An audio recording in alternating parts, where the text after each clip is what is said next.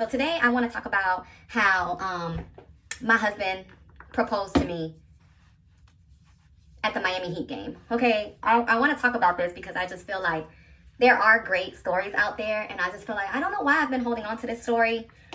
I honestly I just haven't really thought about it, like really truly to its like magnitude. And maybe in the future I'll have him come on and tell his side of the story, because his side of the story is great. My husband is a great storyteller, and I just think that, I don't know, it just needs to be told. So I want to talk to you guys before I go to this consultation. I'm meeting this gentleman who just bought a house close to the airport, and I was like, I'm gonna just start telling you guys a little bit more about me, because I don't know, I just feel like someone will be able to resonate with this story. All right, so I come from a very, sorry if I keep getting out of frame, but I come from a very, very, very big Dominican, loud family. My grandmother migrated from the Dominican Republic to the United States in the 70s, like 79. It actually was the first year, or the first time in a long time, that it snowed in Miami. So imagine my grandmother traveling with 6 small kids, all under like high school and younger, and her mom, my great grandmother, to Miami from like Dominican Republic.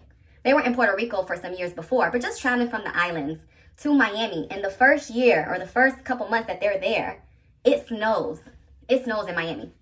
So I'm telling y'all this story because we're a big Dominican family. So once we shut up shop in Miami, we've always just been super duper close, with my grandmother having 6 kids. All of my cousins, like, we're just all very close. It's about like 20 of us, and we just show up for each other. Like, we really do show up. Like, I've had a lot of achievements in life, and they've always been at all of my major accomplishments, and vice versa. Like, baby showers are a big deal. Like, if you don't go show up to someone's baby shower in the Dominican culture, that is a big slap in the face. That is a big no-no. That's like not showing up to somebody's funeral, or not showing up to somebody's wedding, especially when it's your family. So baby showers are just like that. And so for me, my cousin, she's 5 years older than me, she was pregnant with a baby boy, and she had been praying for this baby boy. Like, she really wanted this baby boy, and she got pregnant, and my mom had told her, like, it is a boy. Like, before we even knew that what the gender was, my mom, who's really into God and Jesus, she was like, no, it's a boy. Like, she was like, it's a boy. So fast forward, it is a boy. We're preparing for the baby shower. This is now, let me backtrack. This is March 2016. So today is February 2024. This is about, 8 years ago, because my nephew, in the Dominican culture, if your cousin having a baby, that's your nephew, okay? We don't say second cousin, third cousin. I am his TT. He is my nephew. That's just how our culture runs, and I don't care when people be like, that's your second cousin. Like, ew. No, he's not my second cousin. He is my nephew. So anyways, so it was her baby shower, right? And we're preparing for the baby shower. I'm preparing for the baby shower. I'm like, okay, I gotta have all hands on deck. When you're Dominican, like, you got to be there to help, you got to be there to help set up, break down. I mean, it's just like ingrained in our culture how we really take over like these parties, and we make sure that all hands are on deck. It's just like what we've always known from a child. Like, if somebody in your family is hosting an event, you will be the first ones there, and you will be the last ones gone, because who else is going to do it? Like, you're not going to have all your aunts breaking down chairs and tables, so all the boys would do that, and the girls were just cleaning up and mopping and sweeping. That's just always been our culture. So in that, she's preparing for her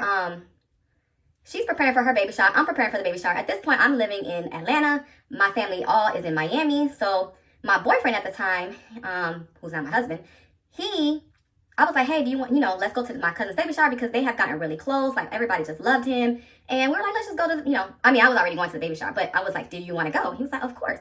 So backstory, my husband and I, we met at Walmart, and I'll tell you guys about that too in another story. But we basically met at Walmart on a whim. Like, I walked into Walmart after I had just gotten my nails done at a nail shop like right across the parking lot, and I walked in there to grab something, and when we saw each other, we were both like, you from Florida?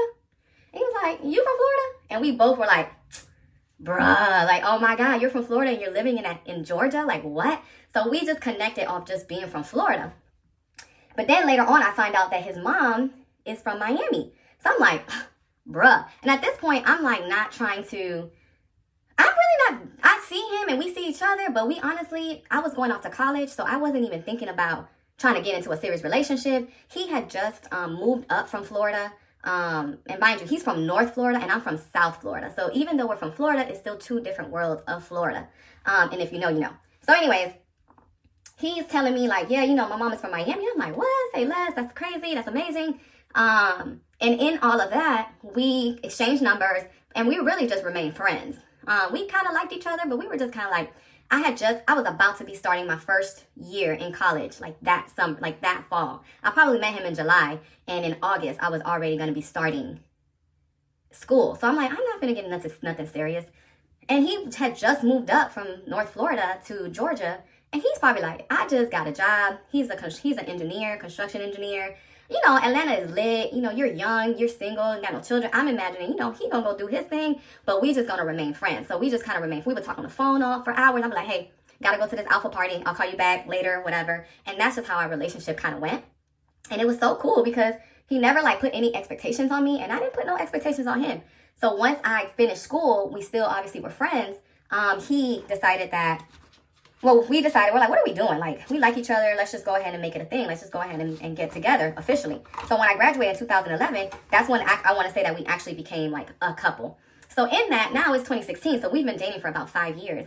And we're getting ready for this baby shower. And he's just like acting really weird. I don't know. Like, not weird. I think he kind of kept his cool. But in hindsight today, I'm like, yeah, I can see where things could have transpired. So apparently on his side, he's planning this whole thing, and I'm just going for the baby shower. I'm just like, making my way downtown, walking. Like, I'm just like, So he's like, preparing for this. Apparently everybody's in on it. And I'm just like, I have no idea.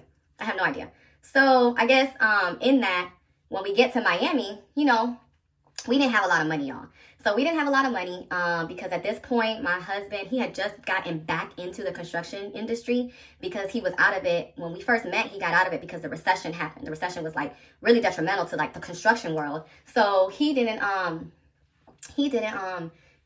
wasn't in the field, which sucked because he had to take some jobs that today I'd be like, man, I cannot believe you had to take those jobs. Like, he was working in a warehouse with people that weren't even as smart as him. He was just like doing things that I felt like, you don't need to be doing this, And then at one point he was working for this medical office where he was doing like this call center job.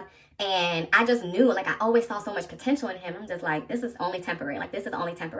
So by 2014, so this is like 2007, 2008, 2009, 2010, like in the trenches. Like, and again, we're just friends, but I can see how he's still trying to take me out on dates or going out to eat and things like that. And so I'm just like, how are you in a recession, but you still making effort? Like, he was still trying to make effort, even though when I think back on it, I'm just like, man, he was taking me to places where you could all you can eat on Tuesdays, and it was like $9.99. So we could literally get a whole meal with each other for like $15, and we both could leave like super full and happy. Like, he really was out here trying, and it doesn't go unnoticed today because I'm just like, man, thank you. Like, you really was trying. So anyways, so I'm telling you guys all this backstory because it's a lot. So as we're making our way down to Miami, we don't have a lot of money because he just got back into construction. Like, it was like 2014. There was a job. I basically was like, you just need to look up top builders in Atlanta. Just look them up. Let's just look up the top builders in Atlanta and let's just see if there are any openings. And lo and behold, there was several openings. So he was like, oh my God, it's my opportunity to get back into the field that I graduated. Like, he graduated with a construction engineer, y'all. Like, my man is not no dummy. He is a construction engineer. So he goes back, he applies for the job. And of course, they make you do all of these like dumb tests. And because I've always been a really great test taker, I would be sitting next to him, kind of helping him do like the personality test. Because I know in the background what they're wanting to ask you. Like, they don't want you to answer it the way you truthfully need to answer it. You need to answer it in a way that you seem like you're collaborative, that you can like get along with people. And I know that because I'm very highly intelligent on knowing how they set up these tests to persuade or deter certain people from moving forward. So I take the test for him. He moves forward with the interview. Boom, boom, boom. Gets the job, y'all. Gets the job. He's back on. I'm like, oh my God, I feel so proud. Like, wow, like we did it. I remember right before he got the offer, we went to the building, the headquarters. We went to the headquarters and put our hand on the building. Like, you know, like, just touch it. If you just touch it, it'll happen. If you just touch it, it'll happen. He touched it, and I want to say within 2 or 3 days, I mean, it was nighttime when we went up to the building. We could have honestly got arrested for trespassing, but we were like, F it, we don't care. And we touched it, and then he got the job, and I was like, oh my God, like, I'm mind blown. Like, this is so crazy. His world is about to take off. So in that's 2014. So now it's 2016. We're preparing for the thing. So we still don't have a lot of money because he's still trying to recuperate. I had just gotten my big girl job a couple years. So we're just trying to save coins where we can. Now when we travel, we're all about our hotels and we're all about our family being comfortable. But ultimately, we're all about just wanting to save a coin. So he had a god sister who offered her townhouse up to us for that weekend. I thought that was so nice of her. Like, she went to her boyfriend's house. She's like, y'all just take my townhouse here in Miami. We were in Pembroke Pines, and you know, y'all come and go as y'all need to. I'm gonna be over here, so don't even worry about it. So that was like, wow, this is amazing. And then the second thing was when we're there, the day of the Miami Heat game. So we're big Miami Heat fans. Like, we love basketball. Like, the fact that, and the reason why I brought up that we're both from Florida, we both follow, like, being from Miami, I'm just a Miami Heat fan, and him being from North Florida, because there's no teams in North Florida like Tallahassee, Jacksonville, he would just root for either Orlando or Miami. So we just grown to love Miami. So we're like, oh man, how cool would it be while we're in Miami for the baby shower, we sneak away and do a game in the arena, because we love doing the games here in Atlanta. So let's just see how the games are in Miami. So we get our tickets, of course, and you know, I really didn't tell my family because they would have been like, oh, we want to go, we want to be there too. But I didn't say anything because I was just like, nah, this is going to be him and I, just to kind of break away, because I knew how busy the weekend was going to be. So in that, we go to the mall because I wanted to get something to wear for the game. So we go to Dolphin Mall and we're there, and my family, they were like, oh, we're close by, we can come. Like, my cousin was working. She was like, oh girl, I'm just down the street, I'm gonna come by. It was like a Friday, I want to say. And so everybody was just like at the mall, like just at the mall with us. Like, we actually went out to get lunch and we were just chilling. The game was later that night. And y'all, when I tell you, my whole family were dropping little nuggets and bombs, but I was just not catching on. So they obviously all knew, because at one point my aunt calls and was saying something like, yeah, telling one of my cousins, like, yeah, I won't be able to keep your son tonight for the game because X, Y, and Z. And I was like, what are you talking? What's she talking about? What game? And they were like, oh, one of our boy cousins plays basketball. So she was like, they basically said like, oh no, it's this other game. It's this other game. It has nothing. So I never put it together. I was just like, oh, okay, it's another game. So we're sitting there vibing, chilling. They're like, dang, dog, y'all going to the game without us. Y'all going to the game without us. I can't believe you bought tickets and I not going to the game. Now, mind you, it's about 8 of us at this restaurant at the mall.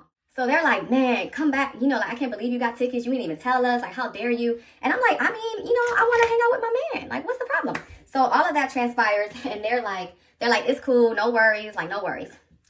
So I go back where the arena is in comparison to where my entire family kind of resides. It's really close to the arena. So we had brought our clothes from Pembroke Pines down towards the city so that we could have more accessible to the arena. And I remember, like, I'm getting ready, and my husband, he's like pacing, and I'm just like, what is going on? He's sweating. I'm like, what is going on? Like, everyone is just at the house. We were all at my aunt's house. Everybody's just sitting there hanging out. And they're like, hey, now we gonna see y'all on TV. Like, we can't believe y'all going to the game. And so when we get ready, my aunt, she was like, hey, I'll drive you guys. And in my mind, I'm like, why would you want to drive us when we could just Uber? And in reality, you don't have to be stuck in that traffic to get out. She's like, nah, I want to drive y'all. I'm like, okay, well, you know, in the Dominican culture, when your aunt says she want to do something, you just gonna let her do it, okay? Because they're not gonna change their mind. So she's like, no, I want to take you guys. I'm just like, yeah, but that doesn't make sense because, you know, taking us downtown is so much traffic, and she already has a lot of anxiety, so I just didn't want to trigger like more anxiety and stuff. And she's like, no, it's okay, I'll take you guys. So we get in the car. My whole family is at my aunt's house. Now that I think about it, I'm like, y'all are so ridiculous. But anyway, so now we're getting in the car, you know, and everybody's like, bye, have fun at the game. I'm like, okay, y'all, like, we go to the games in Atlanta. Y'all don't be this hype. Like, why y'all so hype about the game in Miami? So sorry, y'all. I'm trying to like get ready and do this thing. So anyways, so we get dropped off at the game. My husband's like, you want to get a drink? He's like, I gotta pee. This is the thing for him. It's like every time we about to go somewhere, he always gotta use the restroom the moment we get to the location. Every single time. It never fails, to the point where it's almost like a running joke amongst me and my friends. Like, here go my husband having to go to the potty. Like, we'll be sitting at a table long term, and then all of a sudden he'd be like, I gotta go use the restroom. So I already know this about him. So as soon as we get to the arena, he's like, I gotta go use the restroom. Now in hindsight, he was nervous. So now I understand. But at that time, I'm like, oh my God, you gotta use the restroom again? Like, we just left the house. So all of that happens, and he's just like, yeah, you know, let's go get a drink. Let's go get a drink. Now, my husband, y'all, he is not a drinker. He is not a drinker. I can drink him under the table. I'm tequila me all day long. Please, tequila me all day long. Tequila pineapple juice with a splash of grenadine, tequila sunset, tequila sunrise, tequila me, okay? He is not a drinker. So I'm just like, why do you want to get a drink so badly? Like, you don't even drink like that. But I was like, shoot, I want to get a drink. So let's go get a drink. So we get a drink, y'all, and we're sitting there. We make it our way to our seats. And we make it to our seats, and we're sitting there, and it's about to start, and he's just like rubbing his hands, like, and I'm just like, are you okay? Like, he's just like, yeah, I'm okay. I'm okay. I'm okay. And I'm like, okay. So the game starts. Amazing game. I think it was Miami Heat versus Arizona Suns, Phoenix Suns, if I'm not mistaken. And, you know, we're just vibing, chilling. We're like, oh my God, we're at the game in Miami. We do this in Atlanta. This is so cool. So halftime comes around, and now it's like the performances. You know, the performances are happening, and I'm just sitting there like, and I'm like, oh, babe, let's go get something to eat. He was like, nah. I said, what? Why not? Like, now I'm about to be mad because now you didn't have me drinking, and I haven't had nothing to eat. And he was like, nah, we can't, let's just wait. And I'm like, what are we waiting for? I literally kept asking him, like, what are we waiting for? Like, I don't want to miss any more of the game, so let's just go now so we can get our food. And he was like, nah. So at that point, now I'm like, I'm not going to ruin the night, but now I'm pissed because ain't nothing better than a woman who's slightly inebriated and she hangry. Like, I'm hungry. So, like, what are we saying here? Like, what are we doing? He was like, no, let's just wait. Y'all, when I tell you, I'm thankful I waited, because then all of a sudden, he, the Jumbotron comes, like, we're on the Jumbotron. And I'm just like, what's going on? And in big letters, it says, Janelle, will you marry me? And I'm just like, what's going on right now? What's happening? And he's proceeding, I mean, everything's happening in slow motion. He's proceeding to, like, stand up, and I'm just standing up with him, like, where are we going? What's going on? Like, I'm looking around, like, what's happening? And it was like, Janelle, will you marry me on the Jumbotron? And everyone is watching us in this arena, and I'm just like, what's happening? And then he gets down on one knee, and I'm just like, what's going on? And I just remember, like, crying and just being like, oh my God, like, this is so crazy. I had no idea, you know? And everybody's cheering, like, the teams, the people, like, everyone near us, like, there were people recording us. And then at the end, they sent me the videos, like, dog, this is so cool. Like, I could not believe he proposed to me at the Miami Heat game on the Jumbotron. I could not conceptualize what was happening. And I'm sitting there crying, like, oh my God, like, this man really loves me. He's doing all this. Wow. Y'all, you know what took it to the next level? Y'all want to know what took it to the next level? Seeing my family bum rush the stands. They were rushing down the stairs. And I look up and I just see all of the people that I was just with at lunch, and they was talking all this mess. Like, I can't believe y'all going to the game. That's so crazy. You ain't tell us, yada, yada. They had bought the cheapest of tickets up in the 300 levels, like 400 levels, nosebleed level, just to be in the building. Just so that when the moment that he was about to propose, they were running down the stairs. Now, my cousin, who was literally 8 months pregnant, I just saw her belly like whoosh, whoosh, whoosh. And I lost it. I could not believe my family that I had just had lunch with, that I had just left at my aunt's house, was actually at the game. Everybody came rushing down, and I just lost it because we had just experienced a very devastating blow with our grandmother, our matriarch, our pioneer, our strong, resilient woman. She had suffered a stroke 3 years prior, that left her in a vegetative state. And as a family, we were destroyed. We were devastated. We couldn't believe that God, we just could not believe that God did it this way because of who she was as a person. I get so emotional about that. But seeing my entire family rushing down the stands to give me a hug, to be like, babe, you a Beyonce, babe, you a Beyonce. I was just like, what is going on right now? Like, I could not believe it. And by the time I couldn't even finish. I don't even know what happened the second half. I don't know if the Miami Heat team won. I think they did, but I just don't know how this man pulled this off. And like I said, I'll probably bring him on to share with you guys, but from my perspective, I had no clue. I'm just going to celebrate my cousin. And in the meantime, my husband is like, hey, let's just go. Well, he's my boyfriend at the time. He was like, hey, let's just go get a game. I was like, yeah, let's go grab a game. Like, we love doing that. So let's do that. And it turned out to be so magical that seeing my family after the game, I was just in complete bliss. We went to Bayside. We hung out outside. Like, it almost felt like childhood like just seeing my cousins. We're all grown up now. this man just proposed to me, like their little cousin, and I'm an older cousin to my little cousins, and it was just, we were just all like, what just happened? And that was so, hold on, y'all.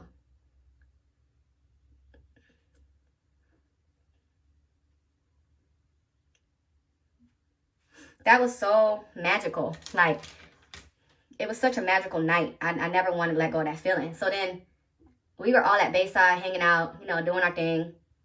And I just kept looking at him like, wow, you really did this for me. And I didn't even want to get married. I didn't even want to have children. I didn't even want to pursue this as a relationship because I just knew that I didn't want the things that you wanted. And I just kept running away. I just kept running away from what God had ordained. Like, us meeting at Walmart, that's not a coincidence. Us both being from Florida, his mom being from Miami, his dad being from North Florida, like, that's not a coincidence. Like, me moving up to Atlanta, the time frame when I moved up, and then meeting him because he had just moved up like 2 years later, that is not a coincidence. To the point where we love the same things, we thrive on the same things. Like, the next day after the engagement or the proposal, it was my cousin's baby shower, and it was so amazing to be there and with this ring. It's kind of big now, y'all, because I lost some weight, but here it is. It's like a yellow ring. You guys can see that, but I just couldn't believe it. I was so happy that he chose me, you know, and that he always has chosen me. And my family were so happy because now they were like, oh my gosh, we're gonna get to plan a wedding. You know, we're gonna be able to have a wedding. And knowing the type of person I was, they knew that whatever I do, I always put my best foot forward. Whatever I do, I always make it a real event. I am very aware of making sure people are comfortable, people are happy, people are having a good time. So when I get back on this app to tell you guys about how I planned my whole wedding in 18 months, how we put money to the side for 18 months after the engagement, it's going to blow your mind. Like, I love my wedding so much, and I'm just so happy that I was able to plan it myself. I did have a day of coordinator, but for the most part, I planned it myself.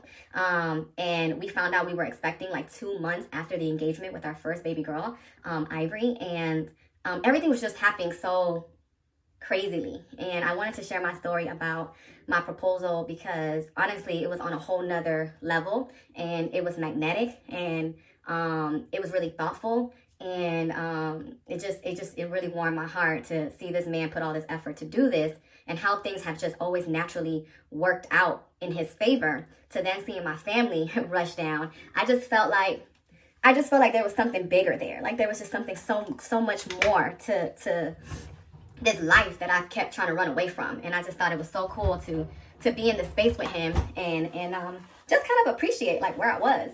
So I hope this video has inspired you or motivated you that, you know, sometimes you got to be in the trenches with someone and you have to see their potential and their full capabilities before you go and toss them to the side. Like, once he got on his feet, he showed me like, this is who really I am. And with me next to him, kind of guiding him on different things, and we've guided each other on so many different things, we both collectively are like, yeah, this is it. Like, I know everybody talks crazy about marriage and, you know, having children, and I can agree. If you're not compatible, if you're not lining up with the right person who just gets it, it can be very detrimental. It could be very detrimental. But I think because we both always have like similar goals, similar outlook, I think our upbringing has a lot to do with it. I think that because of that, we are able to kind of just say, you know what, we're like the same person, we just grew up in different environments, but same. It's kind of weird to say it because we grew up in Florida, and it's just, but yeah, I don't know how to explain it. I really don't know how to explain it, but I'm going to go ahead and post my proposal video on TikTok. Maybe I don't know if I can merge them with this video because it's kind of long, and I know TikTok only allows for a certain amount of minutes, so I have to break it up in parts. But I really want you guys to see this engagement because it was top tier. And if you're out there wondering, you know, should you go above and beyond for somebody that you think that you see the potential in, go for it. Go for it. Go for it. Go for it. But you have to have discernment. You have to know, and you have to ask God, and you need to pray. Because I was not in the Bible. I didn't believe in Jesus. I believe in God, but I just didn't believe in I just didn't believe in all the stories. And I'll talk about that later too. But you have to have discernment to know, like, this person is the person that I can see myself growing with. And just today we had a conversation in the car, as we were dropping off our last baby at daycare. And he saw this woman, a single mom, kind of getting out the car with this child. He was like, dawg, you lucked up. You could have been dropping off a kid, you know, without me, like kind of doing it alone. And I said, oh no, that wouldn't have happened, because I would not have had a child with anyone else. Like, you were meant to be the father of my kids. Yeah.